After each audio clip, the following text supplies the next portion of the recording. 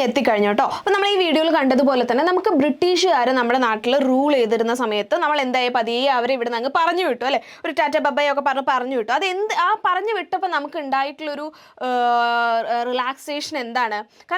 കാരണം നമുക്ക് ഒരുപാട് നെഗറ്റീവ് ഇമ്പാക്ട്സ് നമ്മുടെ കൺട്രിയിൽ ഉണ്ടായിട്ടുണ്ട്. അപ്പോൾ അതിനൊക്കെ നമുക്ക് ഇനി ഒരു സൊല്യൂഷൻ കണ്ടുപിടിക്കാം. അപ്പോൾ അതൊക്കെ മതിയായി, നിങ്ങൾ ഇനി പൊക്കോ ടാറ്റ ബബ എന്ന് പറഞ്ഞ് നമ്മൾ അവരെ പറഞ്ഞു വിട്ടു അല്ലേ. അപ്പോൾ അവർ പോയ സമയത്ത് നമ്മൾ നോക്കുമ്പോൾ നമുക്ക് എന്തൊക്കെ ഇമ്പാക്റ്റ്, നെഗറ്റീവ് ഇമ്പാക്റ്റ് എന്തൊക്കെ ഉണ്ടായി എന്നുള്ളത് നമുക്ക് ഈ ഒരു വീഡിയോയിൽ ഡിസ്കസ് ചെയ്യാം. ഫസ്റ്റ് ഓഫ് ഓൾ ഇത് എക്സാമിന് വരുന്ന ഒരു ക്വസ്റ്റൻ ആണ് കേട്ടോ, ഒരു 5 മാർക്സിനെങ്കിലും വരുന്ന ഒരു ക്വസ്റ്റൻ ആണ്. അപ്പോൾ ഫസ്റ്റ് നെഗറ്റീവ് ഇമ്പാക്ട്സ് പറയുവാണെങ്കിൽ എന്തൊക്കെയാണ് അവർ കൊണ്ടുണ്ടായിട്ടുള്ളത്? കൊളോണിയൽ ഇക്കോണമി ആയി മാറി, അതായത് ബ്രിട്ടീഷുകാരുടെ കോളനി എന്നുള്ളത് മാത്രമായി ഇന്ത്യക്ക് സ്വന്തമായിട്ട് വേറെ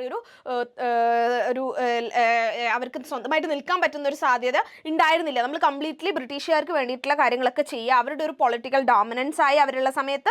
പിന്നെ സെമി ഫ്യൂഡൽ ഇക്കോണമി ആയി, അതായത് ഈ പറയുന്നത് പോലെ തന്നെ ഇക്കോണമി കംപ്ലീറ്റ്ലി ഒരു ക്യാപിറ്റലിസം ആൻഡ് അതുപോലെ തന്നെ ഫ്യൂഡലിസം രണ്ടും കമ്പൈൻ ചെയ്തുകൊണ്ട് ഒരു സെമി ഫ്യൂഡൽ ഇക്കോണമി ആയിട്ടാണ് നമ്മൾ നിലനിന്ന് പോയത് ആ ഒരു സമയത്ത്. പിന്നെ ബാക്ക്വേർഡ് ഇക്കോണമി എന്ത് ചെയ്തു?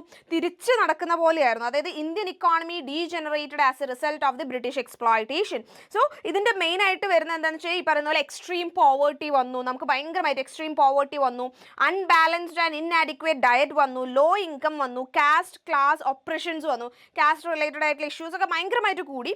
അതുപോലെ അൺഎംപ്ലോയ്മെന്റ് ആൻഡ് അണ്ടർ എംപ്ലോയ്മെന്റ് എന്ന് പറയുന്ന എല്ലാ പ്രശ്നങ്ങളും നമുക്ക് ഉണ്ടായി. ബാക്ക്വേർഡ് പോവായിരുന്നു നമ്മൾ. പിന്നെ സ്റ്റാഗ്നന്റ് ഇക്കോണമി എന്ന് പറഞ്ഞാൽ എന്താണ്? അതായത് കംപ്ലീറ്റ്ലി ഒന്ന് സ്റ്റക്കായി, അതായത് മുന്നോട്ടേക്ക് ഒരു പോക്കില്ല, ഒരു ഡെവലപ്മെന്റോ കാര്യങ്ങളോ ഒന്നും തന്നെ ഇല്ല. കാരണം British colonial and feudal exploitation ആയിരുന്നു ഇവിടെ നടന്നുകൊണ്ടിരുന്നത്. ഡിപ്ലീറ്റഡ് ഇക്കോണമി എന്ന് പറഞ്ഞു കഴിഞ്ഞാൽ എന്താണ്? നമ്മുടെ ഇക്കോണമി കംപ്ലീറ്റ്ലി എന്തായി? നമുക്ക് ഫുള്ളി ആ ഒരു ബ്രിട്ടീഷ് റൂളിങ്ങിലാണല്ലോ, അപ്പോൾ അവരുടെ ഒരു കൺട്രോളിൽ നമ്മുടെ ഇൻഡസ്ട്രീസ് ഒക്കെ ആ ഒരു ഈ പറയുന്നത് പോലുള്ള ഗ്രോയിങ് ഇൻഡസ്ട്രിയൽ ഡിമാൻഡ് കാര്യങ്ങളൊക്കെ സാറ്റിസ്ഫൈ ചെയ്യാനായിട്ട് ഒരുപാട് ശ്രമിച്ചുകൊണ്ടിരിക്കുന്ന സമയത്ത് നമ്മുടെ മെഷീനറീസ് സാധനങ്ങൾക്കൊക്കെ ഭയങ്കരമായിട്ടുള്ള വെയർ ആൻഡ് ടെയർ വന്നു. അതായത് അതിൻ്റെ ഒരു കാലപ്പഴക്കം പോലുള്ള കാര്യങ്ങൾ സംഭവിച്ച് എല്ലാം ഇല്ലാതെയായി പോകുന്ന ഒരു സിറ്റുവേഷനിലേക്കാണ് നമ്മൾ പോയത്. പിന്നെ എന്താണ്? ഫ്രാഗ്മെന്റഡ് ഇക്കോണമി എന്ന് പറഞ്ഞാൽ എന്താണ്? The British used a divide and conquer strategy that split India along religious, caste and other lines. അതായത് മൊത്തത്തിൽ ബ്രിട്ടീഷ് ഗവൺമെന്റ് ഒരു മെയിൻ സ്ട്രാറ്റജി എന്തായിരുന്നു? ഡിവൈഡ് ആൻഡ് കോൺകർ എന്നുള്ളായിരുന്നു. അതായത് ഇവിടെയുള്ള എല്ലാവരെയും പരസ്പരം അങ്ങ് തെറ്റിക്കുക, അങ്ങോട്ടും ഇങ്ങോട്ടും അവരൊക്കെ ഡിവിഷൻസ് അവിടെ കൊണ്ടുവരിക, എന്നിട്ട് അവർ കോൺകർ ചെയ്യുക എന്നുള്ളതായിരുന്നു അവരുടെ സ്ട്രാറ്റജി. അതുവഴി അവരെന്ത് ചെയ്തു? ഈ പറയുന്നത് പോലെ ഇന്ത്യയെ റിലീജിയസ് ആയിട്ടും കാസ്റ്റ് റിലേറ്റഡ് ആയിട്ടും ഒക്കെ തന്നെ ഇങ്ങനെ എന്ത് ചെയ്തുകൊണ്ടിരുന്നു? നമുക്ക് ഒരുപാട് ഇഷ്യൂസ് ഇവിടെ ഉണ്ടാക്കുകയും ചെയ്തു. അപ്പോൾ ഇതൊക്കെയാണ് എന്ത് negative impact of British ruling in India എന്ന് പറയുന്നത്. അപ്പോൾ ഇതിൻ്റെ ഒക്കെ കാരണം കൊണ്ട് നമ്മൾ എന്ത് പറഞ്ഞു? അവരുടെ അടുത്ത് അവസാനം പൊക്കോട്ടോ ടാറ്റ ബബ, ഇനി ഇവിടെ നിൽക്കണ്ട, നിങ്ങൾ വിട്ടോ എന്ന് പറഞ്ഞു അല്ലേ. അപ്പോൾ അത് ഓർത്ത് വെക്കുക, ഈ 6 പോയിന്റ്സ് കൃത്യമായിട്ട് ഓർത്ത് വെക്കുക. പിന്നെ അതേ സമയം നമ്മൾ അവരോട് ഒരു താങ്ക് യു കൂടി പറഞ്ഞിട്ടുണ്ട്. എന്തിനാണ് നമ്മൾ താങ്ക് യു പറയുന്നത്?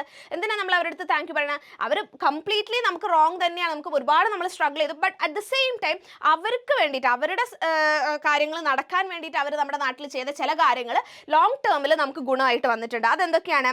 യൂണിഫിക്കേഷൻ ഓഫ് ഇന്ത്യ, നമുക്കൊരു സ്ട്രെങ്ത് വന്നു അല്ലേ. അതായത് എല്ലാവർക്കും നമ്മളെ ഒരാൾ ഒപ്രസ് ചെയ്യുമ്പോഴാണല്ലോ അതിന് എഗൻസ്റ്റ് ആയിട്ട് നിൽക്കാൻ വേണ്ടിയിട്ടാണല്ലോ ആൾക്കാർക്ക് ഒരുമിച്ച് വരിക. ആ ഒരു ഒരുമിച്ച് വരുന്ന ആ യൂണിറ്റി ഫൈനലി ഉണ്ടായി. അവർ നെഗറ്റീവാണ് ഉദ്ദേശിച്ചെങ്കിലും ഫൈനലി അതിനോടുള്ളൊരു എതിർപ്പ് നമ്മൾ ഒരുമിച്ച് കാണിക്കാൻ തുടങ്ങി. പിന്നെ സ്ട്രോങ് ആൻഡ് എഫിഷ്യൻറ്റ് അഡ്മിനിസ്ട്രേഷൻ നമുക്ക് ഉണ്ടായി. പിന്നെ കമേഴ്ഷ്യലൈസേഷൻ ഓഫ് അഗ്രികൾച്ചറിനെ പ്രോപ്പറായിട്ട് കമേഴ്ഷ്യലൈസ് ചെയ്യാനായിട്ട് നമുക്ക് കൂടുതൽ സാധിച്ചു. പിന്നെ എഡ്യൂക്കേഷൻ പ്രൊമോട്ട് ചെയ്യപ്പെട്ടു അല്ലേ. അപ്പോൾ അവരിങ്ങോട്ടേക്ക് വന്നപ്പോൾ ലാംഗ്വേജ് കാര്യങ്ങൾ അതൊക്കെ വന്നപ്പോൾ നമുക്ക് എന്തായി? എഡ്യൂക്കേഷൻ കുറച്ചുകൂടി ആവശ്യമാണെന്നുള്ളൊരു ഇത് വന്നു. അങ്ങനെ എഡ്യൂക്കേഷൻ പ്രൊമോട്ട് ചെയ്യപ്പെട്ടു. ബ്രോഡ് സെർട്ടൈൻ സോഷ്യൽ ചേഞ്ചസും പോസിറ്റീവ് ആയിട്ടുള്ള സോഷ്യൽ ചേഞ്ചസും അതിൻ്റെ ഇടയിൽ നടന്നിട്ടുണ്ട്. ആൻഡ് ഡെവലപ്മെന്റ് ഓഫ് ഇൻഫ്രാസ്ട്രക്ചർ, അതായത് നമുക്കറിയാം റെയിൽവേ ഒക്കെ നമ്മുടെ ഇന്ത്യയിൽ ആദ്യമായിട്ട് കൊണ്ടുവന്നിട്ടുള്ള അവരാണ്.